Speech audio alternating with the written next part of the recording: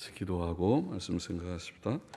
하나님 아버지 감사합니다. 이 추운 수요일 밤 저희들을 또 하루의 일과를 마치고 육신은 혹 피곤할지라도 우리의 심령은 주를 사모하는 마음으로 또 이곳에 모인 줄 압니다. 하나님께서 우리의 중심을 받으시고 부족한 종에게 성경 말씀을 조금 해석할 힘을 주시고 또 모두들에게 깨닫는 은혜를 주셔서 성경 말씀이 조금이라도 이해되고 거기에 담긴 진리와 교훈을 얻게 하여 주옵소서.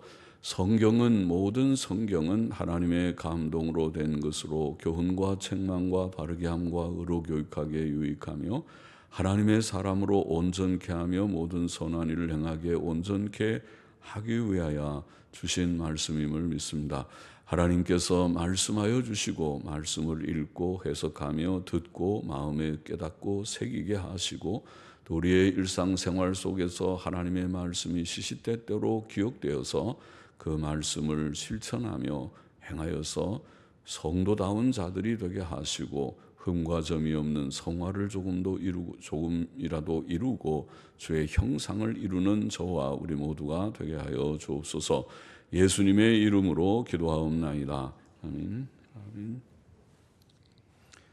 엘리후가 말을 시작한 32장에 욥기 32장부터 37장까지의 상당히 긴 내용은 엘리후라는 사람의 말입니다. 다시 한번 1절부터 좀 몇 절 읽어봅시다. 욥이 스스로 의롭게 여김으로 그 세 사람의 대답이 그치매 이제 욥의 친구 세 사람이 번갈아 가면서 욥과 변론하는 그런 형식으로 되어 있는 앞부분 아마 3장부터 지금 여기 31장까지의 내용이 이제 끝나고 이제 그 말이 그침에 람 족속 부수 사람 바라겔의 아들 엘리후라는 사람이 노를 바라니 그가 욥에게 노를 바람은 욥이 하나님보다 자기가 의롭다 하며, 그러니까 하나님보다 자기가 의롭다, 하나님보다 의롭다는 뜻이 아니라 하나님의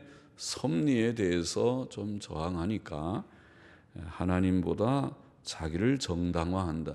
하나님이 행하시는 일은 다 정당한 것인데 거기에 대해서 좀 뭐랄까 이해를 못하니까 그래서 하나님보다 자기를 정당화한다 그런 뜻이라고 보면 좋겠습니다.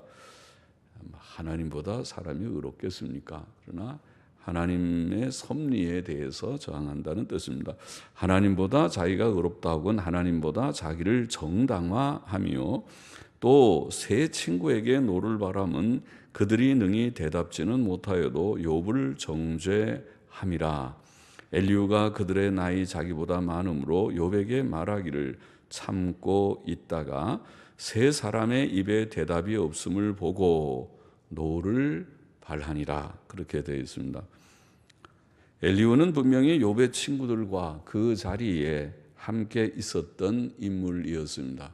그러니까 욥의 세 친구가 처음에 방문했다 했는데 엘리후도 언급은 안 돼 있지만 같이 있어서 지금 세 친구랑 욥이 번갈아 가면서 변론하듯이 이 친구는 네가 죄지어서 그렇다 그러고 욥은 나는 죄지은 적이 없다 그러고 그렇게 서로 세 번이나 여러 번 번갈아 가면서 세 친구들이 번갈아 가면서 공격하듯이 그렇게 한 변론을 길게 우리가 읽어왔습니다.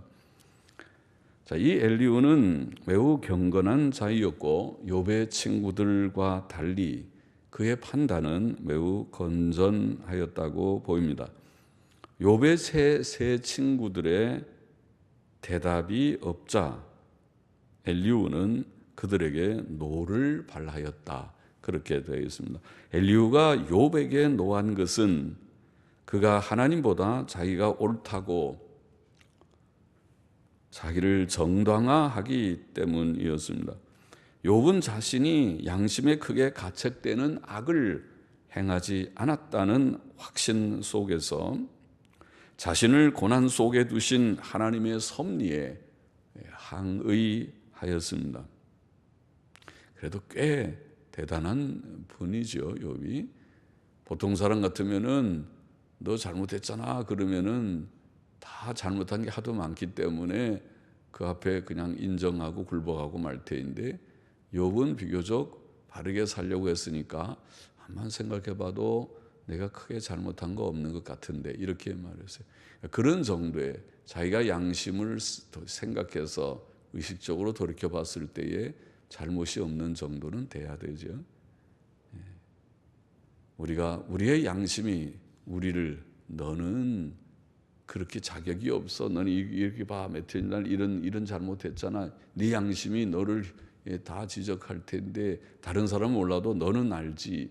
또 혹은 다른 사람들까지도 우리를 보고 아무개는 이렇고 언제 이렇고 이랬어요 하고 다 지적할 수 있는 그런 사람들이 되지 말고, 적어도 내가 의식적으로는 그렇다고 해서 내 행위로 의롭다함을 받을 수는 없지만은 내가 무의식 속에라도 혹은 주님께서 말씀하신 바와 같이 내가 마음으로라도 미운 마음을 조금이라도 품었으면 그것도 죄가 되는 것이니까, 마음으로 탐심을 품으면 탐심, 10번째 계명인 탐심은 바로 죄 아닙니까? 탐심은 드러나는 것이 아닙니다. 마음속에 내가 더 갖고 싶은 것이 탐심이니까, 재산이나 또 무엇이든지 더 갖고 싶은 것을 내가 품으면 죄니까. 그래서 그런 미움이나 또 음란함이나 마음의 욕심, 탐심을 품는 그런 것들도 사실은 없는 것이 쉽지 않지만은, 그래도 의식적으로 죄를 짓는 것은 극복해야 될, 그게 성화의 과정이죠. 참 더디고 어려운 얘기입니다. 그러나 하나님께서는 우리에게 법적인 의를 주시면서 우리에게 성화를 요구하시고 기다리시는 것입니다. 그러니까 우리가 의식적으로 죄를 자꾸 짓는 사람은 하나님께서 아예 버려두시든가 큰 고난 가운데 던져버리시든가, 정말 고집을 부리면 이제 너랑 나랑은 관계 끝이다 그러고 어떤 때는 외면하실지도 몰라요.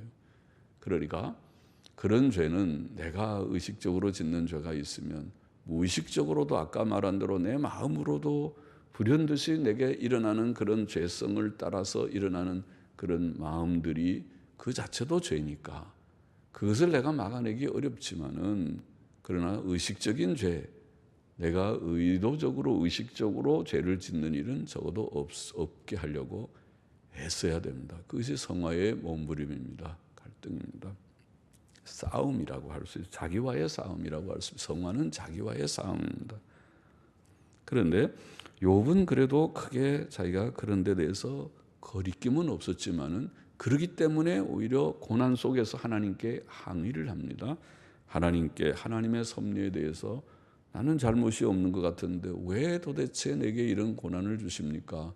이유를 좀 알려주시면 좋겠는데 하고 그렇게 하나님 앞에 항의하듯이 그렇게 말을 합니다. 그러나 우리는 그것까지도, 욥기는 우리가 그것까지도 해서는 안 된다는 것입니다. 우리는 어떤 어려운 역경에서도 생각으로나 말로나 행실로 하나님의 섭리에 저항해서는 안 됩니다. 하나님께서 뜻 가운데 깊으신 뜻, 높으신 뜻, 선하고 지혜롭고 의로우신 판단 속에서 내게 이 현실을 주셨다고 받아들이는 것이 그의 믿음입니다. 그것이 욥기가 결론적으로 주는, 욥이 좀 더 한 단계 높은 그런 믿음의 지경에 들어간다고 하는 것입니다. 욥은 하나님 앞에서 자신이 비록 자기가 잘못한 것이 없다고 생각하고 그렇게 많이 항의적인 말을 했지만은 그것 자체도 잘못이라고 나중에 뉘우칩니다. 하나님, 내가 잘못했습니다. 내가 하나님 앞에 감히 내가 그렇게 말을 했습니다. 그것을 뉘우치고 있습니다. 그래서 하나님의 모든 섭리에, 주권적 섭리에 무조건 승복하려고 하는 그것이 욥기의 사실은 결론인데, 욥은, 우리는 어떤 역경에서도 하나님의 섭리에 저항해서는 안 되겠습니다. 또 엘리후는 세 친구에게 노를 발했는데 그가 그렇게 노를 발한 것은 그들이 욥에게 대답하지 못하면서 욥을 정죄하기 때문이라. 오늘 본문에 그랬죠. 욥을 정죄하려면 너 잘못이다 그러면 이것이 잘못이라고 딱 제시를 해야 되는 거 아닙니까? 그런데 제시도 못하면서 욥은 잘못이다. 저 잘못일까? 왜? 봐, 저거 지금 저렇게 고난을 받고 열 아들 다 죽었지, 재산 다 날라갔지, 몸에 병 들었지, 틀림없이 저건 죄를 지었을 거야. 이것이잖아요. 그러니까 고난을 보고 거꾸로 판단하기를 저 사람은 죄를 지었다고 말하는 거거든. 그러니까 엘리후가 화를 내고 정죄했습니다. 당신들이 정죄하려면 욥이 이런 점이 죄다고 그렇게 얘기를 하라는 것입니다. 욥도 그걸 얘기한 거죠. 내가 죄를 지었으면 그럼 얘기를 해달라. 내가 너에게 이런 것이 문제라고 얘기를 해달라는 것입니다. 그런 구체적으로 지적도 하지 않으면서 죄인이라고 그렇게 말하지 말라는 것이지. 그래서 여기에 그들이 욥에게 대답하지 못하면서 욥을 정죄하기 때문에 노를 발했다. 남을 부당하게 정죄하는 것 나쁜 일이죠. 나쁜 일이죠. 그것은 잘못 엮는 거죠. 이건 이랬을 것이다. 이러고 이랬을 것이다. 증거 있어요? 증거는 없지만은 정황상 그랬을 것이다. 그 사람 속에 들어가 본 것처럼 그랬을 것이다. 위험천만한 그런 얘기죠. 세상의 법정에서도 그런 일들이 들어있죠. 그것은 좋지 않은 것입니다. 그래서 우리의 법치주의적인 사회에서는 그런 죄에 대해서 그런 식으로 판단하지 않게 했습니다. 어떤 사람은 저거 분명히 죄인 같은데 증거가 없어서 나중에 최종 법원에서 풀려나는 경우도 있습니다. 그것은 심증은 있지만 물증이 없다고 해서 풀려납니다. 그러니까 법정에서는 심증 가지고 되는 것이 아니라 물증으로 되는 것입니다. 분명한 증거가 있어야 죄를 정할 수가 죄로 정죄할 수가 있는 것입니다.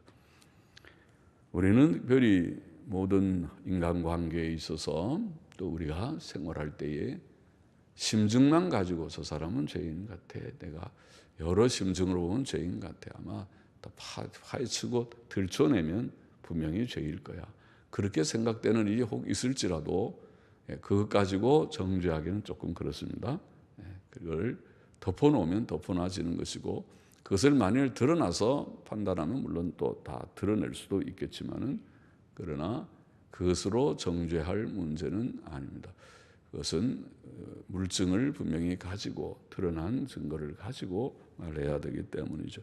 그래서 욥의 친구들도 무조건 정죄하는 것에 대해서 엘리후가 화를 낸 것입니다. 욥에 대해서도 화를 내고 당신이 하나님보다 더 의롭단 말이냐. 하나님의 섭리가 잘못됐단 말이냐.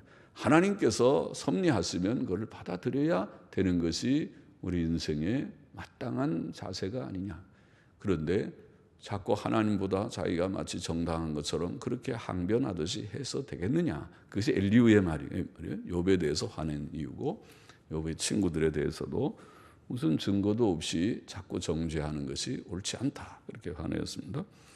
우리는 모든 걸 바르게 판단해야 되니까 바른 판단이라는 것은 옳은 것은 옳다. 그런 것은 그르다는 판단이니까 옳은 것은 옳은 증거를 가지고 옳다고 판단하는 것이고 그런 것은 그런 증거를 가지고 판단하는 것입니다.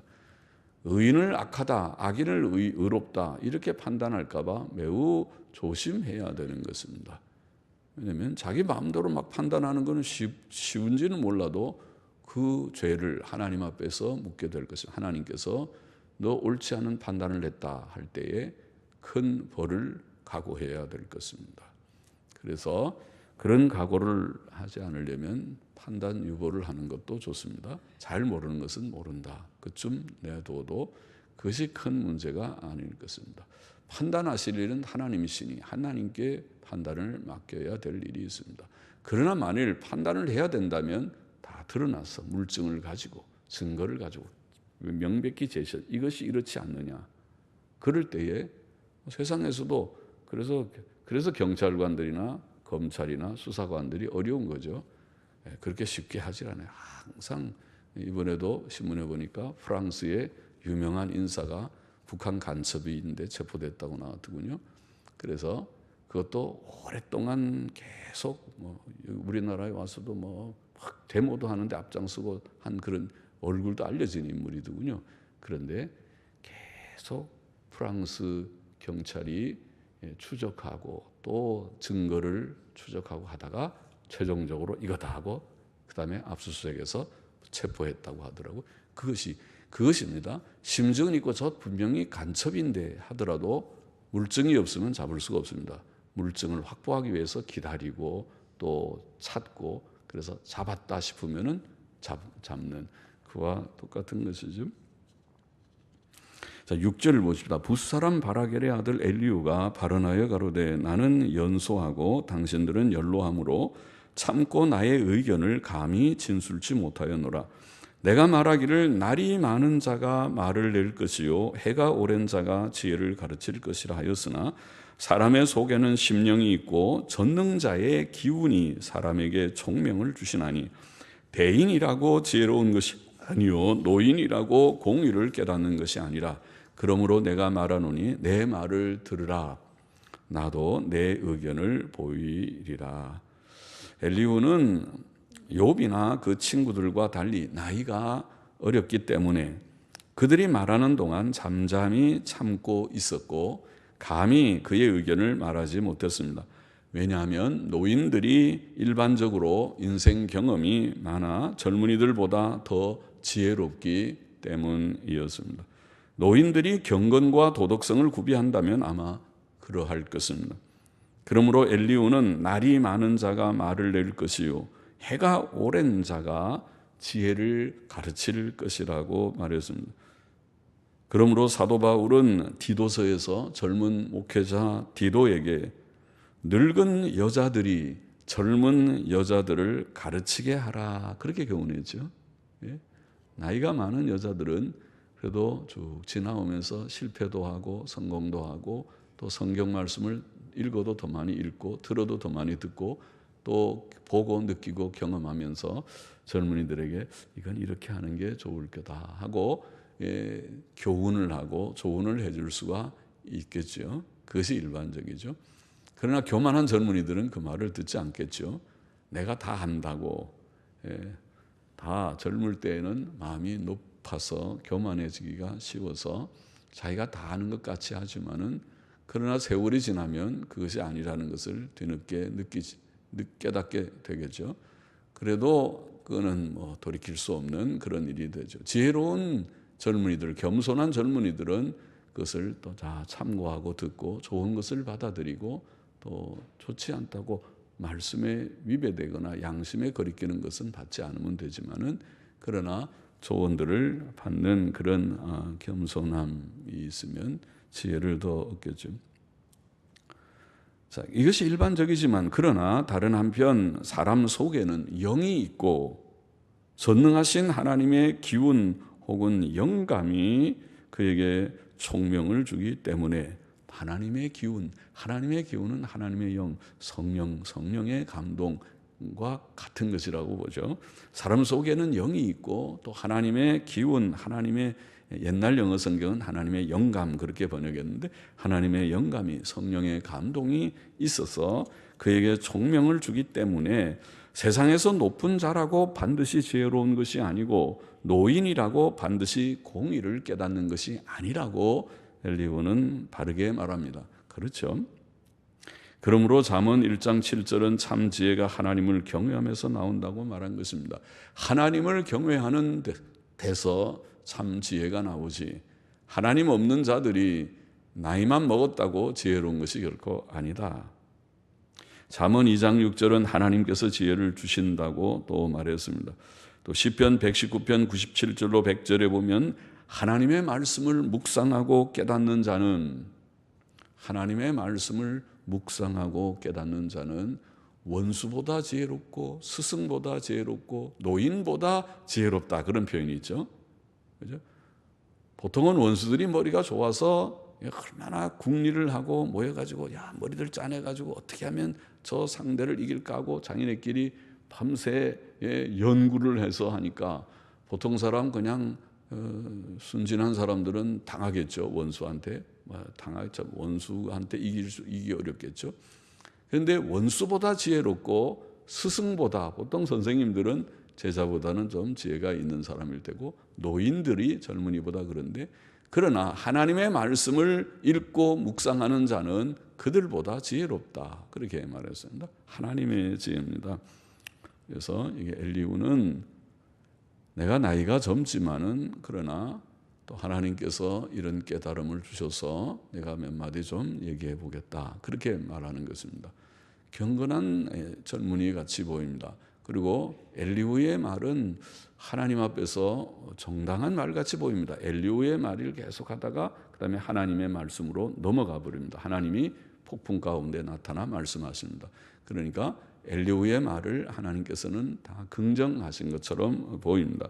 11절 보십시다. 내가 당신들의 말을 기다렸고 당신들이 할 말을 합당하도록 하여 보는 동안에 그 변론에 내 귀를 기울였더니, 당신들이 할 말을 합당하도록 하여 보는 동안에, 말이 좀 어렵게 번역되어 있죠. 당신들이 할 말을 찾는 동안에, 합당하도록 하여 본다는 말은 찾는 동안, 당신들이 서로 막 변론하면서 어떤 말을 할까 서로 말을 할 말을 찾겠죠. 그러니까 당신들이 할 말을 찾는 동안에, 이렇게 번역할 수 있고, 그 변론에 내 귀를 기울였더니 자세히 들은즉 당신들 가운데 욥을 꺾어 그 말을 대답하는 자가 없도다. 꺾는다, 약하크라는 이 말은 깨우친다, 잘못을 증명한다는 말입니다. 그러니까 단순히 말싸움에서 이기는 것이 아니고, 욥을 꺾어 하는 말은 욥의 잘못을 증명하여 그 말을 대답하는 자가 없다, 그런 뜻입니다. 그렇잖아요. 지금 중요한 거는 말싸움 해갖고 누가 막 여기다 막 힘내가지고 소리가 크면 교통사고 나면 소리 큰 사람이 이깁니다, 그런 말 하지만은 그렇게 해서 이기는 겁니까? 그거는 좀 마음 약한 사람들은 그냥 그게 위압되어서 그렇지만은 조금만 생각이 과한 사람들은 어림도 없는 얘기입니다. 그것은 법을 따라서 해야 되는 거지, 정당성을 가지고 이기고 지고 하는 거지, 그 목소리 커서 이긴 게 아니죠. 그러니까 여기에 욥을 꺾는다는 말은 그냥 소리로 위압하는 것이 아니고 욥의 잘못을 증명한다는 말입니다. 잘못을 증명하여 그 말을 대답하는 자가 없도다. 당신들이 혹시라도 말하기를 우리가 지혜를 깨달았었구나, 그를 이길 자는 이긴다, 그를 찌른다 혹은 패배시킨다, 패주시킨다, 이런 단어입니다. 그를 이길 자는 하나님이시요 사람이 아니라 하지 말지니라. 그가 내게 말을 내지 아니하였으니, 여기에 그가는 욥을 가리킨다고 보입니다. 욥이 내게 말을 내지 아니하였으니 나도 당신들의 말처럼 그에게 대답지 아니하리라. 그러니까 욥이랑 지금 그 엘리후는 변론하고 있는 것이 아니었기 때문에, 그래서 지금 엘리후가 친구들처럼 어떤 감정을 가지거나 어떤 그런 욥의 말에 지금 대항해서 말할 것은 아니라는 뜻같이 보입니다. 엘리후는 욥의 친구들이 욥을 깨우치거나 욥의 잘못을 증명하지 못했고 욥의 말에 대답하지 못했다고 말합니다. 그들이 마치 지혜를 깨닫고 하나님의 지혜로 욥을 책망한 것처럼 말하지 말라고 말합니다. 우리가 정말 지혜를 가지면 의인의 혀는 천은과 같고 의인의 입술은 여러 사람을 교육하고, 또 경우에 합당한 말은 아로새긴 은쟁반의 금사가 같고, 잠언에 보면 그런 말씀이 있는데, 그래서 바른 말을 우리가 정말 하나님의 지혜를 가지고 말하면 잘못한 사람들에게는 충고와 책망을 줄 수 있겠죠. 그것이 정말 지혜로운 사람의 말이죠. 충고와 책망, 것이 필요할 때는 해야 되겠죠. 우리가 잠언 27장에서 읽은 바가 있죠. 면책은 숨은 사랑보다 나으니라. 친구의 통책은 충성에서 말미암은 것이나 원수의 자주 입맞춤은 거짓에서 난 것이니라. 진짜 참 어렵지만 충고를 하고 책망을 하는 것이 참 어렵죠. 그러나 책망하고 충고할 때 그것을 잘 듣는 것은 정말 훌륭한 인격이에요. 많은 사람들이 그렇지만 저 자신도 어떤지 모르겠어요. 누가 저를 책망을 세게 하면 달게 들으면서 그렇습니까? 그렇습니까? 알겠습니다. 예, 조심하겠습니다. 참고하겠습니다. 내가 조심하겠습니다. 그렇게 잘 받아들일 수 있겠는지. 전에 우리 백 목사님 그런 얘기를 하신 거 들었는데, 직접 들은 것이 아니라 전에 들었는데, 아주 교회에 충실한 아마 이 초창기부터 아마 있었던 어떤 분을 책망을 했다가 그분이 교회를 나가셨다든가 어떻게 좀 이렇게 받아들이지 않는 것을 경험을 했다, 그런 얘기를 하는데, 진짜 그렇죠. 이 사람은 참 믿을 만한 사람이라고 생각이 돼도 책망은 그렇게 어렵구나. 책망을 해서 정말 들을 수 있는 사람이면 진짜 훌륭한 인격이죠. 그런 분이 진짜죠. 진짜. 그러나 그것이 참 어렵다. 그렇게 보이는데, 면책은 숨은 사랑보다 나으니라. 우리가 책망을 할 수 있고 들을 수 있는 것이 참 귀하고 복된 것입니다. 그러니까 필요할 때는 충고와 책망도 해야 되고, 그러나 또 바르게 행하는 자에게 사람이 선을 행하다가 낙심할 수 있고, 바르게 살려고 하다가 어떤 때는 고난을 당하면 마음이 좀 낭망이 될 수도 있고 그러겠죠. 세상에는 그렇잖아요. 세상이 항상 편안한 것만 있는 것이 아니라 고난이 있으니까, 고난 속에서 바울 같은 경우는 얼마나 많은 고난을 받았습니까?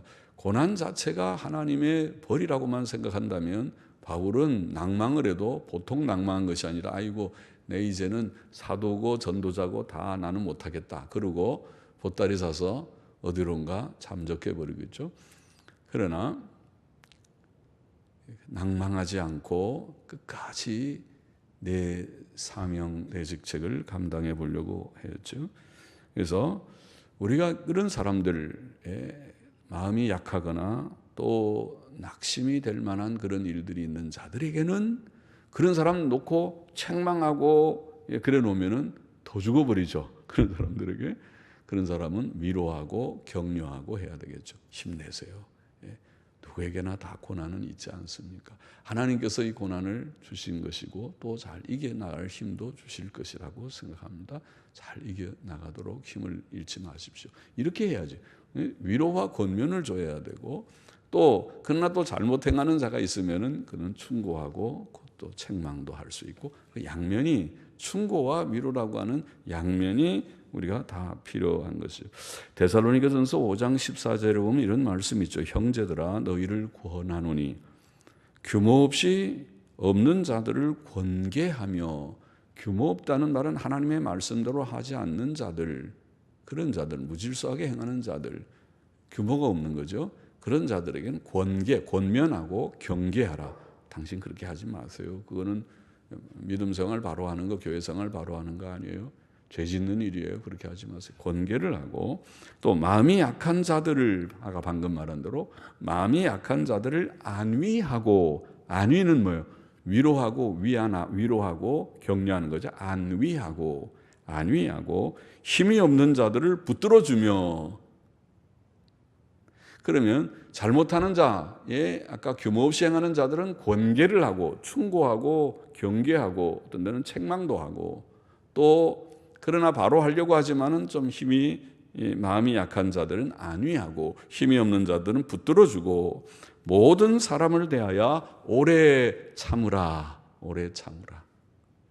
사랑은 오래 참고, 오래 참아야 저 사람은 참다 보면 저 사람의 문제가 무엇인지, 저 사람이 저것이 약점이로구나, 혹은 저 사람이 저것이 연약이로구나, 저것이 마음이 약하구나, 또 혹은 어떻게 저런 아직도 연약한 죄성이 없지 않구나, 저 실수고 그런 잘못이로구나, 그 볼 수 있고 좀 기다려주고 위해서 기도하고 또 권면하고 기다려주고 할 수 있겠죠.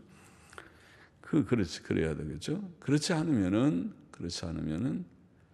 편안하지가 않죠. 예? 인간관계가 다 편안하지 않고 금방 다 깨져 버리고 황폐하게 되고, 또 하나님의 교회를 세우는 것이 아니라 허물어뜨리게 되고 그렇죠.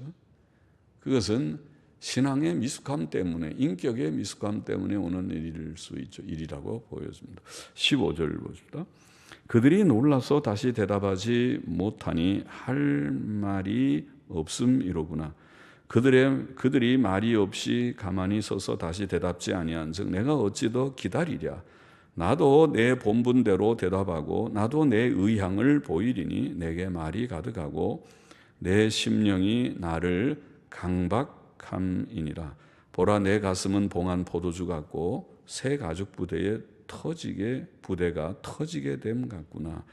포도주 가죽이, 가죽 부대의 포도주가 딱 봉해져 있으면은 그것이 그 속에서 이제 뭐라고 하죠? 그게 발효가 일어난다고 그러나요? 그래서 막 부풀어 생겨가지고 나중에 터져버릴 수 있겠죠. 구멍을 좀 열어놓지 않으면은. 그와 같이 지금 말이 부글부글 막 끌어올려서 이 말을 도저히 안 할 수가 없어서 내가 지금 발언하겠다, 그 말이죠, 엘리후가. 그래서 내가 말을 발하여야 시원할 것이라. 내 입을 열어 대답하리라. 나는 결코 사람의 낯을 보지 아니하며 사람에게 아첨하지 아니하나니 이는 아첨할 줄을 알지 못함이라. 좋은 젊은이죠. 젊은이들이 인격이 반듯하지 못하면 자기보다 힘이 있는 사람 앞에는 아첨하고, 자기가 좀 무시할 수 있는 사람 앞에는 목소리가 커지고 그렇게 한다고 그러잖아요, 보통. 못난 사람들이 보통 그렇게 하는 거예요. 그러나 잘난 사람들, 진짜 인격이 훌륭한 사람은 자기보다 높은 사람 앞에서도 정중하지만은 할 말을 다 하고, 정당한 말을 하고, 또 자기보다 낮은 사람, 보잘것없는 별 볼 일 없다고 보는 사람들에 대해서도 인격을 존중하고 귀히 여기고 그렇게 하는 법이죠. 그래야 되는 것이죠. 그것이 정상이죠. 그래서 진짜 훌륭한 사람들은 남편도 아내에게 존댓말을 하고, 또 훌륭한 사람은 회장도 일개 직원한테 존대를 쓸 수 있는 그런 사람이 진짜 훌륭한 인격이라고 할 수 있죠. 엘리후는 아첨할 줄을, 만일 그리하면 나를 지으신 자가 속히 나를 취하시로. 내가 만일 아첨하면 하나님이 내 생명을 취해 데려가신다는 말이죠. 엘리후는 나이 많은 다른 이들의 말을 인내하며 들었고 이제 자신이 대답할 몫을 말하고자 합니다. 그는 마치 봉한 포도주같이 새 가죽 부대가 터지게 됨 같이 할 말로 가득하다고 말합니다. 성도는 쓸데없는 말을 많이 하지 말고, 우리가 야고보서에 그랬죠. 사람이 말을 많이 하는 게 좋지 않다. 말을 너무 많이 안 해도 의사소통이 안 될 수 있지만은, 그러나 실수는 적어요. 그러나 말이 많으면 실수가 많고, 그래서 너희가 선생이 되지 말라. 많이 선생이 되지 말라 그랬어요. 선생은 말을 많이 하잖아요. 지금 저도 목사가 돼가지고, 목사니까 할 수 없이 여기서 얘기하지, 여기서 가만히 서서 가만히 선종하는 사람들처럼 혼자 선하듯이 좌선하듯이 앉아서 있으면은 뭐 하려고 여기 서 있겠어요. 저 아래 내려가서 혼자 돌을 닦듯이 혼자 앉아가지고 좌선을 하고 있죠. 여기서 설교를 한다고 그러니까 말을 해야 되고 성경을 해석하고 풀어서 설명해야 될 역할을 해야 되니까 지금 하고 있죠. 그런데 만일 제가 잘못 설명하면 하나님 앞에 죄 짓는 거잖아요. 설교 그 뜻이 그것이 아닌데 지금 다른 얘기를 제가 많이 하고 있으면 죄 짓는 거죠. 그러니까 위험한 데 서 있는 거죠. 죄 안 지으려고 바른 말을 하고 유익한 말을 하고 올바른 말을 해야 되기 때문에 하고, 또 반성도 하고, 어떤 때는 내가 이것이 부족하지 않은가 반성도 하고 하지. 우리는, 성도는 쓸데없는 말을 많이 하지 않는 것이 지혜입니다. 말은 많이 안 할수록 좋습니다. 또 상대방의 말을 잘 듣고 신중히 생각하고 판단하여 말하는 것이 좋습니다. 그것이 성경의 일반적인 원리죠. 잠언이나 야고보서의 말이죠. 듣기는 속히 하고 말하기는 더디게 하라. 잘 듣고 정확하게 판단해서 말은 조금, 꼭 필요한 말만 조금 하는, 이것이 진짜 지혜로운 자요, 성경이 말하는 것입니다. 의인은 대답할 말을 깊이 생각하느니라. 잠언 15장 28절에 우리가 읽은 바가 있습니다. 엘리후는 또 자신이 사람의 낯을 보지 않고 사람에게 아첨하지 않는다고 말합니다. 아첨은 일종의 거짓말입니다. 거짓말입니다. 왜냐면은 상대를 높이는 거잖아요. 상대를 정확하게 판단하는 것이 아니라 당신에게는 이런 장점과 단점이 있습니다가 아니라 단점은 온데간데 없고 당신이 얼마나 훌륭하고 좋은지, 그래서 사람을 칭찬하는 거 안 좋다고 우리가 말하죠. 사람을 칭찬한, 저도 잘못할 수가 있죠. 사람을 칭찬해 놓으면 그 사람을 교만하게 만들고 결국 그 사람을 죽게 만드는 거예요. 그래서 칭찬은 아주 어떻게 보면 금물이에요. 칭찬하는 건 좋지 않아요. 그리고 그거는 아첨이 될 수가 있어요. 왜냐하면 사람에게는 장단점이 다 있기 때문에 칭찬만 할 것이 아니라 그럼 책망도 똑같이 할 것입니까? 우리가 그 사람 칭찬만 하는 것이 아니라 그 사람의 단초도 얘기할 것입니까? 단점을 얘기하지 않을 것이라면 칭찬도 안 하는 것이 좋습니다. 그렇죠? 그래야 사람이 그 사람의 유익을 위해서는 그렇습니다. 그 사람은 칭찬만 들으면은 자기가 굉장한 사람인 줄로 착각하게 됩니다. 똑같이 그를 칭찬하는 것이 필요하다면 격려 차원에서 좋을 수도 있죠. 그러면 책망도 똑같이 할 수 있으면 해야 되지만은 책망을 할 수 없다면 칭찬도 하지 않는 것이 좋습니다. 그냥 내버려둬요. 잘한 것은 잘한 거고 잘못한 것도 또 들어 있을 것이니까 그만하게 내버려 두면 좋아요. 우리가 참 잘못한 것을 지적하기가 어렵기 때문에 그래서 칭찬도 안 하는 것이 좋다는 것입니다. 아첨은 일종의 거짓말과 같습니다. 잠언 26장 28절에 그런 말씀을 읽었죠. 거짓말하는 자는 자기의 해한 자를 미워하고 아첨하는 입은 패망을 일으키느니라. 거짓말과 아첨을 거의 동의어로 여겼습니다. 잠언 29장 5절에는 이웃에게 아첨하는 것은 그의 발 앞에 그물을 치는 것이니라. 사도 바울은 데살로니가 교인들에게 교훈하면서 너희도 알거니와 우리가 아무 때에도 아첨의 말이나 탐심의 탈을 쓰지 아니한 것을 하나님이 증거하시느니라. 보통 아첨의 말 하는 사람들은 듣는 사람에게 무슨 이익이 있으니까 아첨하는 것입니다. 탐심의 탈과 같이 가는 것입니다. 그 사람에게 좀 아첨함으로써 뭔가 좋은 것이 내게 이익이 떨어질 것 같으니까 그 사람을 죽여 세우는 것입니다. 그거 좋지 않은 것입니다. 보통 이단들이 그런 일을 합니다. 유다서 16절에 보면 이단의 특징을 이렇게 표현했습니다. 이단들은 원망하며 불만을 토하며, 이단들은 질서를 지키지 않습니다. 이단들은 합법적인 권위적인 직분자를 무시합니다. 그들을 존중하고 존경하지 않습니다. 그래서 툭하면 원망 불평을 합니다.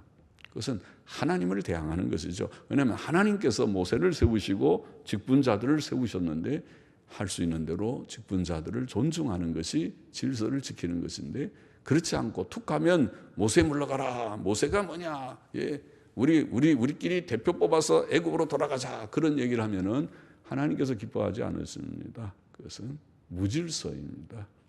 원망과 불평이 이단의 특징이고, 또 하나는 그 정욕대로 행하고 그들은 자기들의 욕심을 충족시키는 자입니다. 돈의 욕심, 모든 이익의, 명예의 욕심입니다. 그것이. 그런 것들을 초월해야 됩니다. 사람은 명예심이 없어야 되고 돈에 대한 욕심이 없어야 되고 그런 욕심을 가지면 안 됩니다. 정욕대로 행하고, 그 다음에 보면은 그 입으로 자랑하고 자기 자랑을 늘어놓는 것 좋지 않습니다. 그거 버려야 됩니다. 자기 자랑, 사람이 자랑할 것이 뭐가 있습니까? 뭘 그렇게 자랑할 것이 있습니까? 뭘 그렇게 대단합니까, 사람이? 그렇게 대단한 존재가 아닙니다. 사람은 하나님 앞에 죄인이라는 점 안에서 자랑할 것이 아무것도 없습니다. 피조물이고 죄인인 인생이 자랑할 것이 없습니다. 우리의 자랑은 예수님밖에 없습니다. 하나님밖에 없습니다. 자기라는 것을 자랑할 것이라면 죽여버리십시오. 자기를 죽여야 됩니다. 자기라는 것을 부정해야 됩니다. 자기를 자랑하는 것은 망치는 일입니다. 자기가 망하는 길입니다. 자기도 망치고 남도 망치는 일입니다. 자랑을 하는 것이 이단의 특징이고, 그 다음에 이익을 위해, 끝에 보면 이익을 위해 아첨한다 그랬어요. 지금 금방 나왔죠. 아첨과 탐심의 탈이 같이 가는 것입니다. 상대를 축켜 세우고 하고 거기에서 어떤 이의를 구하는 것이 이단의 특징입니다. 그래서 엘리후는 아첨의 말을 하지 않는다. 옳은 그런 젊은이죠. 경건한 젊은입니다. 32장의 교훈을 정리해 봅시다. 첫째로 우리는 범사에 바른 판단을 해야겠습니다. 엘리후는 욥이 하나님보다 자신을 정당화함으로 또 친구들이 욥의 잘못을 증명치 못하면서 그를 정죄함으로 그들 모두에게 욥의 친구에게도 노를 바라였다. 그렇게 되어 있죠. 노를 바라였다. 우리는 의롭게 살고 고난 중에서도 하나님의 섭리에 끝까지 겸손히 복종해야 하고 잠시라도 하나님의 섭리에 저항해서는 안 되고 또 정당한 이유 없이 남을 정죄해서도 안 됩니다. 우리는 바른 판단을 해야 되겠다. 욥과 같이 또 지나쳐서 하나님의 섭리에 저항하는 것도 옳지 않고 욥의 친구들처럼 또 까닭 없이 증거도 없으면서 욥을 정죄하는 것도 옳지 않다. 오 주여 우리에게 바른 판단력을 주셔서 모든 것을 정당하게 판단할 수 있게 하옵소서. 둘째로 우리는 하나님의 지혜를 사모하고 구하고 얻어야 하겠습니다. 하나님의 지혜, 나이 든 사람이라고 욥의 친구들, 욥도 그렇고 욥의 친구도 그렇고 나이가 많았습니다. 나이가 많다고 다 지혜가 있는 것이 아니고 또 하나님께서 지혜를 주시면 젊은이도 지혜를 얻을 수 있다. 지금 그런 말을 엘리후가 하는데 그렇습니다. 우리는 하나님의 지혜를 우리의 영, 우리 속에 있는 하나님의 성령의 감동으로 하나님의 지혜를 얻기를 사모해야 하겠습니다. 그 하나님의 지혜는 어떻게 오는가? 그 하나님의 지혜는 성경 말씀을 통해서 옵니다. 그래서 성경 많이 읽으시라고 하는 것입니다. 성경을 많이 읽고 묵상하고 실천하면 자연히 지혜자가 됩니다. 하나님을 경외하고 성경이 다 가르치고 있어요. 지금도 제가 말하는 것이 다 성경의 말을 하고 있잖아요. 성경이 가르치고 온유와 겸손과 자기 자랑을 버리세요. 자기를 죽이세요. 아첨하지 마세요. 다 어디서 나온 말입니까? 내가 나온 말이 아니라 성경의 말을 지금 다 하고 있는 것입니다. 그것이 내 속에 인격이 되어서 내 인격이 그와 같이 온유 겸손해지고 남의 책망도 잘 듣도록 하세요. 겸손하게 들으세요. 책망하는데 그걸 반발해가지고 책망도 기분 잡치고 기분 나쁘다고 그렇게 하지 마세요. 그런 사람은 아직도 인격이 성숙되기 되지 못한 것입니다. 그것이 그냥 지나가는 스쳐 지나가는 말로 듣지 말고 그렇구나 깨달아져서 하나도 둘도 셋도 받아들이면 그것이 그의 인격이 되면 그것이 성화입니다. 그가 지혜자입니다. 그런 자는 실패하지 않습니다. 그런 자는 땅 위에서 성공적인 인생의 삶을 삽니다. 그러나 그 말을 안만 들어도 흘러 한쪽 귀로 듣고 한쪽 귀로 내보내듯이 그렇게 흘러 들어버리면 아무 유익이 없고 그는 지혜자가 될 수 없을 것입니다. 나이만 남만 먹는다고 지혜자가 되는 것이 아닙니다. 하나님의 지혜를 가져야 하겠습니다.